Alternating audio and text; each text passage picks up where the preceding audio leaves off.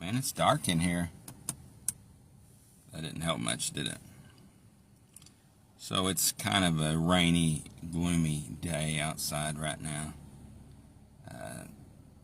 But I was thinking about that text I posted here about Paul could have been set free if he hadn't appealed to Caesar. And that seems like a simple statement. Paul could have been set free if he hadn't appealed to Caesar. But think about it. Paul appealed to Caesar, and he ended up going before King Agrippa and Festus and proclaiming the gospel to them. And I just thought about that text as I read it in my reading this morning, and as I have had somewhat of a frustrating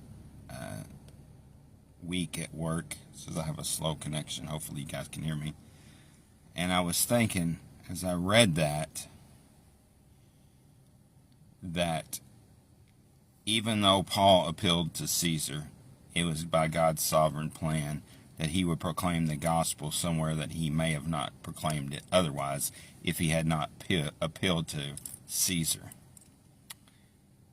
And so sometimes, I know just this week in my life, I sometimes feel like God's no's or God's delays are his no's, or God's redirection is me doing something wrong, or me failing, or me not being where I want to be in life.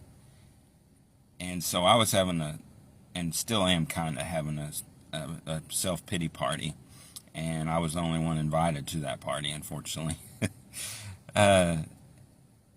And I was reminded as I was reading and actually searching out how to overcome self-pity in a Christian way, and my wife sent me something from Knowing God from J.I. Packer, and I can't quote it directly, but the gist of it is we have to remember our main goal as Christians is to know God.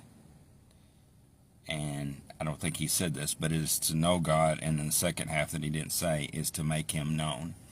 And the only way we can make him known is if we know him. And so how do we know God? Through trials, through disappointments, through letdowns, where he drives us back to him, where he shoves us into his arms. Because as I was praying this morning, I was like, Lord, I wasn't trying to sing a song, but I said, Lord, where could I go